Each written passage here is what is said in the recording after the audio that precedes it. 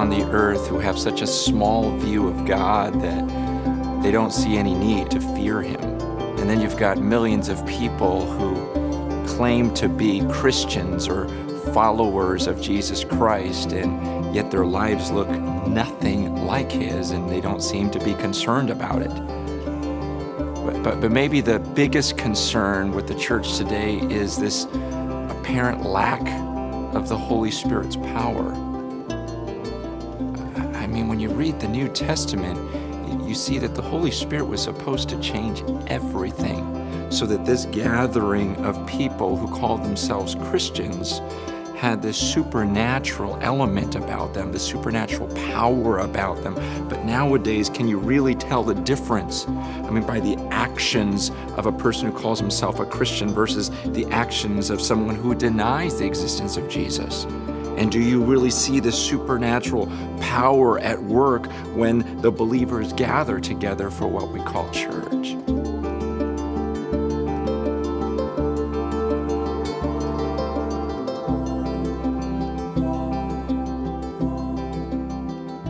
When Jesus was on the earth, he was getting ready to die. He was getting ready to leave, and he gathers his disciples together, and they're kind of freaking out about this because they're going, wait, Jesus, you're going to leave the earth? And Jesus says, don't worry, because I'm going to send someone else. In fact, this is going to be to your advantage. It's better than having me on the earth. Imagine hearing those words. If you're one of the disciples, you're thinking, what could be better than having the Son of God next to me?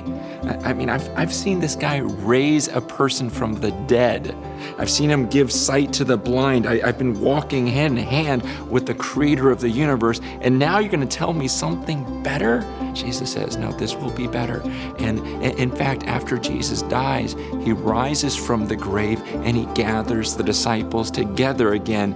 And now the disciples are just in awe. And Jesus says, now wait here. I'm going to heaven, but don't worry, just wait here because the Holy Spirit is going to come upon you. Don't go out and try to change the world on your own.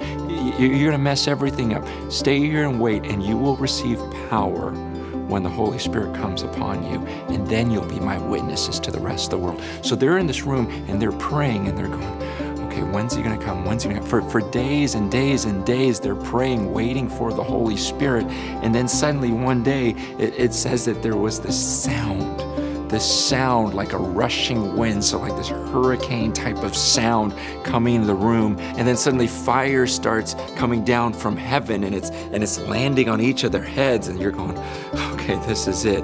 Then pretty soon, everyone in the room starts speaking these different languages. And when they walk outside and they're speaking these different languages, during that time there were tons of people from these other nations, and they're listening to them going, wait a second, I understand that guy. And someone else is going, wait, I understand him. And they're all hearing them in their own languages. It was an absolute miracle. And then all these things start happening, right? People start getting healed, and this group of people start bonding, and they really just have this supernatural love for one another. It was an amazing, amazing time. And people were drawn. They were drawn to these gatherings because they're saying, what is going on here? I've known that guy my whole life. He's been crippled his whole life, and now he's walking. These guys are doing these supernatural things, and that's what attracted people to these believers. This is what attracted people to church.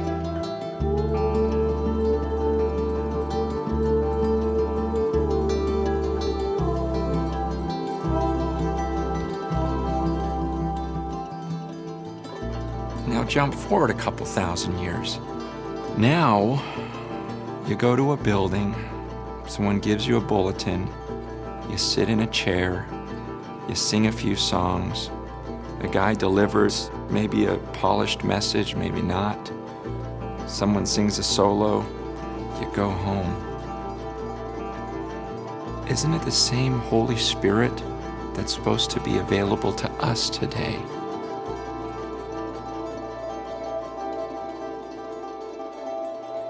Why is it so different?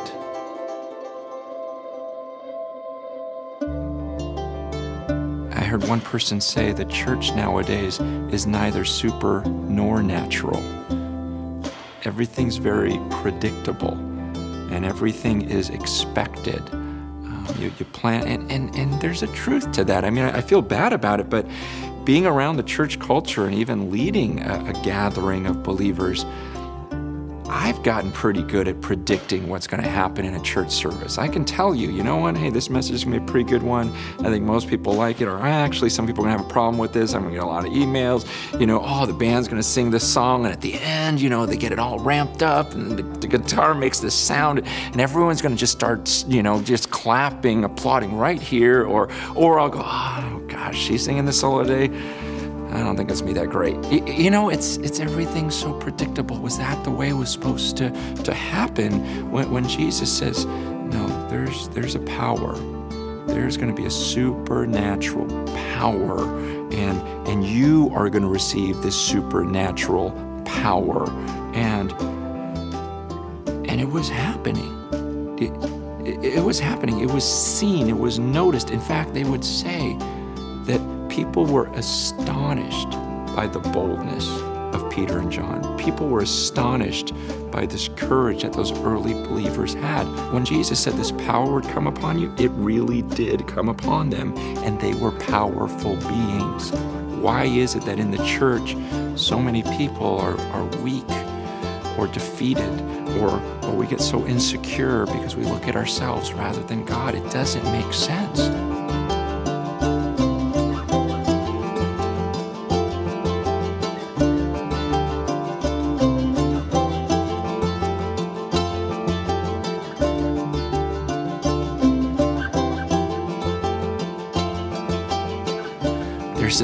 There's this guy in our church. He's really strong.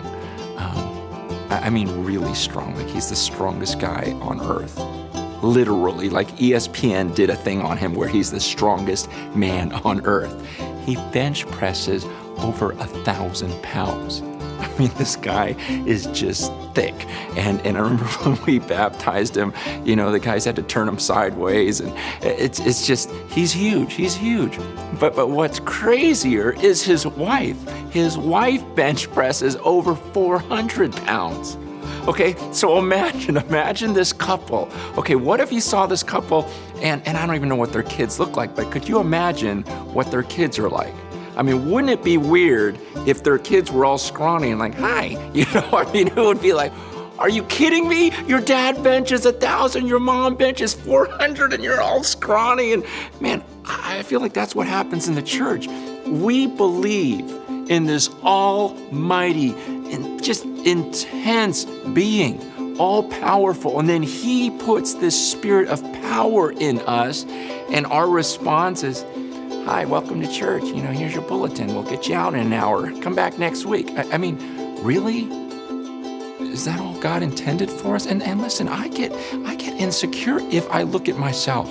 If I think, I have to move these people. I got to try to change these people's lives. And I get scared. I look at the world, and people are so anti-God and so anti the morals he's called us to, that sometimes I think to myself, okay, how am I going to change the mindset of all of these people? But that's the point. God says, you don't have to do that. That's why I'm sending my Holy Spirit. He's going to convict the world. When he comes, he's going to convict the world of their sin. People are going to know that there's going to be a judgment. It's about his power. See, Jesus told his disciples, he goes, I am going to build my church, and the gates of hell aren't going to stop this thing.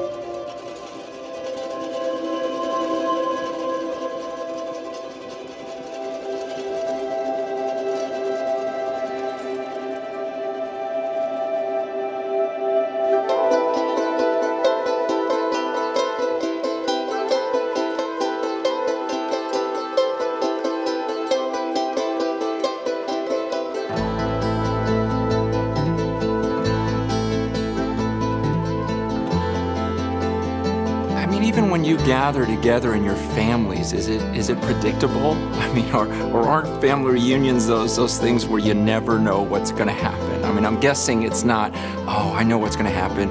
Uncle Bob gets up, he gives a 30-minute speech, and Aunt Sally's going to sing this song, and then Cousin Joe's going to pray in prayer, and then we dismiss and we end family. No, you just gather together, and there's this dynamic, and there's this, we don't know what's going to happen next. See, there was this sense in which the church was supposed to be like that. It was supposed to be just a bunch of people coming together, but there was going to be a supernatural element to it where God himself would create a unity amidst them. They would be so tight, they would be so bonded together that the world would look and go, wow, how do they all join together like that? Because typically a bunch of people can't get in a room and get along. But there would be this harmony. Why? Because they were all following the same Spirit. See, that's what the Holy Spirit wants to create within our gatherings. It's supernatural. It's something that was just happening. It was almost happening to them as they followed him. It's like, you know, when you surf, you don't make a wave. You don't get everyone together and go, hey, let's spot. You don't know when the wave's coming. It just happens. It moves. And once you're on it, it's got a power of its own. You don't manipulate it. You just go along for the ride. And you multiply that 1,000 times. And that's what you see in the book of Acts. It's like this wave of God's power, and everyone's just jumping on. And we're just going, what is going on here? This is so powerful. This is so amazing. And it's what the Holy Spirit is doing.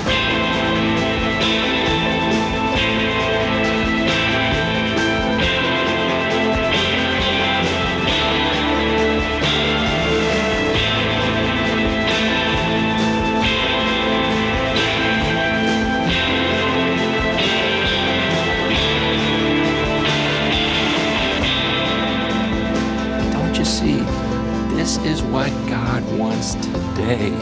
It wasn't for 2,000 years ago only.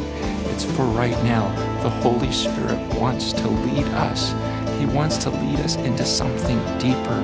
But do you believe it? I mean, honestly, do you even think it's possible today? Do you really believe the same Holy Spirit exists today and wants to do that in your life, wants to do it in my life, and he wants to create this gathering today, a gathering where he works so powerfully that we would actually experience that power and recognize there's a powerful God up there, and we would just naturally fear him. Doesn't your soul long for this gathering of people where the Holy Spirit leads us into the ways of Jesus, and as we follow the ways of Jesus, we find new life and a new excitement to our existence? And don't you want it? Doesn't everything in you scream wanting to be a part of something supernatural?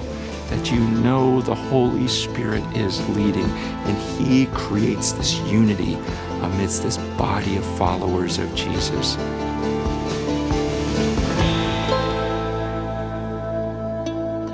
I think it's what we all want, but we've got to believe, and we've got to live like we believe it. We need to pray like we believe it.